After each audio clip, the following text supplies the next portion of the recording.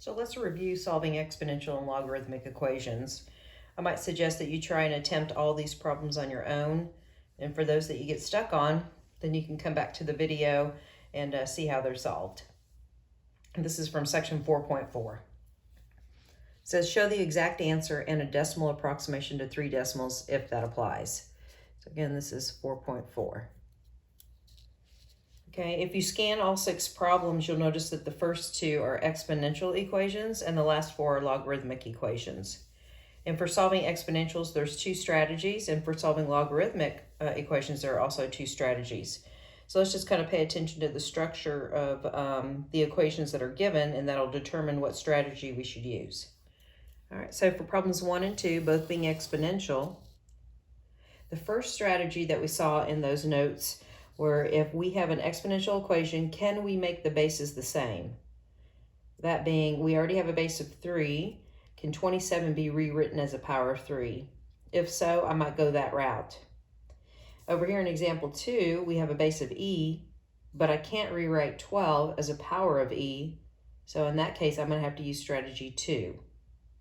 Again, reminding you that for exponential equations, you can actually use one strategy, strategy 2, for all problems if you don't want to get the same bases like we're going to do in example 1. So example 1, I'm going to rewrite 27 as 3 to the 3rd power. Once here, same bases, equate the exponents and solve the resulting algebraic equation.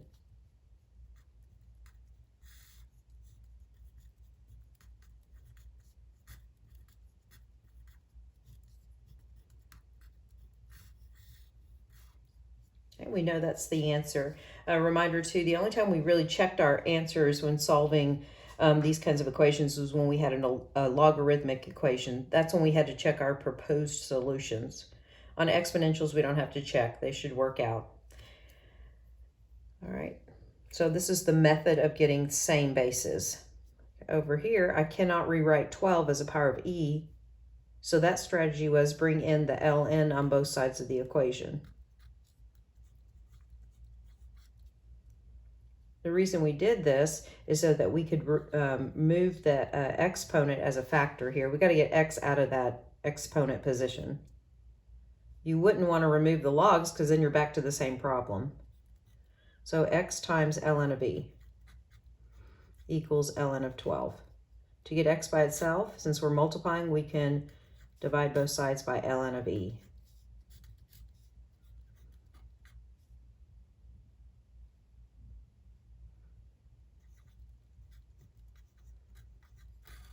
So using the calculator produces that decimal to 3 places. Just as a reminder, this was method 1, where we got the same bases.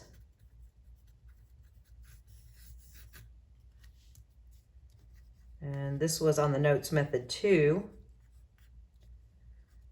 where we take the ln or the log on both sides of the equation.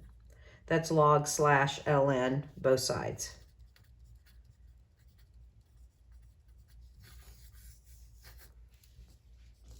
The last 4 problems are all logarithmic equations, and there were 2 strategies for those. One strategy had us looking for the equation that had all log terms.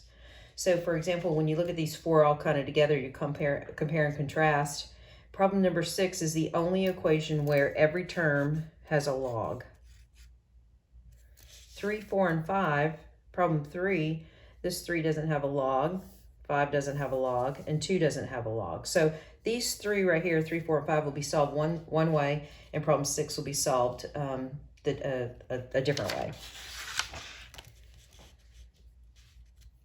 Okay, for this one right here, I'm just going to kind of record the strategy that we're going to use. So this was one of our methods. I think it was the first method that we saw. We want 1 log on each side of the equation, 1 log each side of the equal sign, so that we can then remove the log.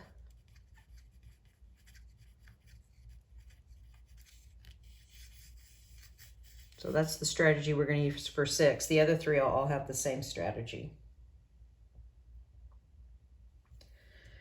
So what we did here is we need one log on each side of the equation. So over here, we want to condense using properties. I see a subtraction sign, so that means we're going to go back to a quotient.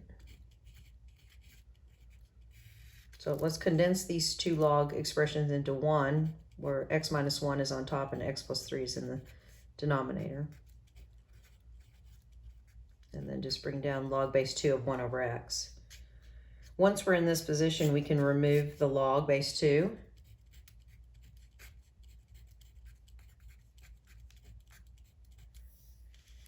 For this algebraic equation, we would probably cross multiply. So I want to multiply x into both of these terms. You could set it up as x times quantity x minus 1, or you can go ahead and distribute. Just be careful when you're distributing to multiply x by both x and 1. Okay, we'll do that in our next step, and then this cross product would be x plus 3. To solve this resulting algebraic equation, let's distribute the x in.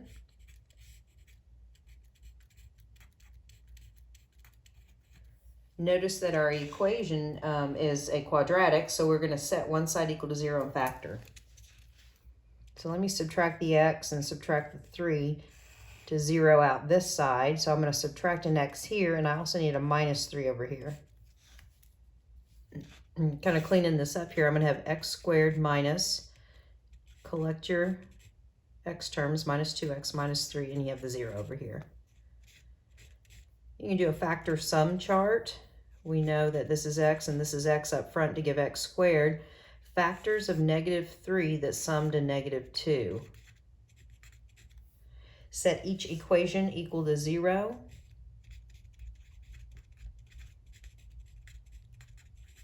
Continuing solving, the 0 that comes from that factor is x equals 3, and the 0 that comes from this factor would be x equals -1. Before you box them on these log equations, remember we have to check our proposed solutions. No negative arguments. So let's try 3. Let's plug 3 in first. Subtract 1, 2 is positive. Plug 3 in here, you're going to get 6. Plug 3 in here, 1/3 is a positive number. So x equals 3 is a good solution. I'll box it. Try -1. When you plug -1 in for this x and subtract 1, you're going to get -2. We can't have negative arguments, so already we can see that this is going to be crossed off. It doesn't check. Okay, 3, 4, and 5. Okay, what was the strategy that we used there? I believe this was method 2 when you cross-reference this with your notes 4.4. Okay, we condensed to 1 log if we didn't have one, and then we rewrote the problem in exponential form. So make sure you have 1 log, write in exponential form.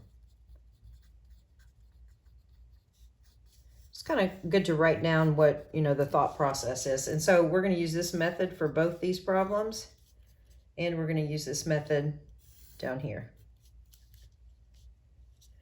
All right, on problem number 3, I noticed the coefficient is 1. That's good. If it wasn't, I would divide it out. Okay, and I already have 1 log expression, so let's kind of do that around the world situation. Change this log to an exponential. Well, this base becomes the base on the exponential. 3 is the exponent, equals the argument. This is 27. And then isolate x by subtracting 25. So this will be 2. Before we box that, we're working with solving a log equation, so let's check 2 in the original problem. 2 plus 25 is a positive number, so that is a good solution. All right, for problem 4, I noticed that I have 1 log expression. I just want to double check to make sure that I have a coefficient of 1 before I change this to an exponential. Okay, there is an understood base of e here. I just sometimes like to rewrite ln as log base e, bring the x down, and the 5. Let's change forms. E to the 5th equals x. You could leave your answer like this. This is exact. I don't have to do any more algebraic work because x is by itself. Okay, but if you're going to change it to a decimal, go to your calculator. Into 3 places, this is the result.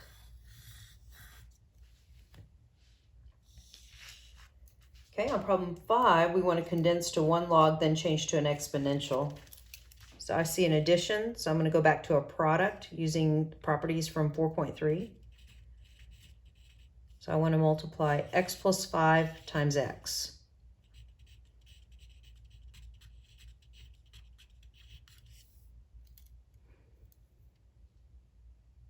You could go ahead and distribute the x in now, or you can do it later. It's just up to you. I'm going to go ahead and change it to an exponential and multiply my next step. So 6 squared equals x times quantity x plus 5. So it'll be 36. Distribute the x in. You're going to get x squared plus 5x. Notice this equation is quadratic, so we have to set this equation equal to 0 and factor. So I'll probably move the 36 over here. Since x squared is already positive, I don't want to make it negative, so just leave x squared here.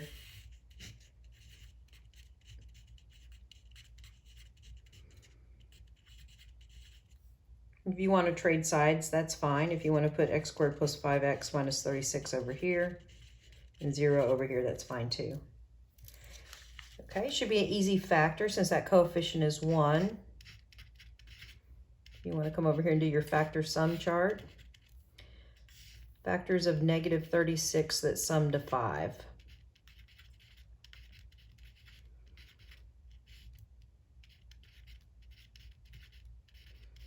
I need to find the set of factors where one of them's negative that sum to 5, and it looks like it's going to be this set right here. Negative 4 plus 9 is positive 5. Yep. Set each factor equal to 0. The resulting 0 here would be x equals 4, and the resulting 0 would be negative 9. Before you box, go back and check. When x is 4, you get a positive number. When x is 4, that's positive. That's a good answer. Check negative 9. When you plug in negative 9 and add 5, you're going to get a negative number. We can't find the log of a negative number. Oh, what am I doing? So we show that we're discarding it by crossing it off. So hope that helped in our review of solving exponential and logarithmic equations.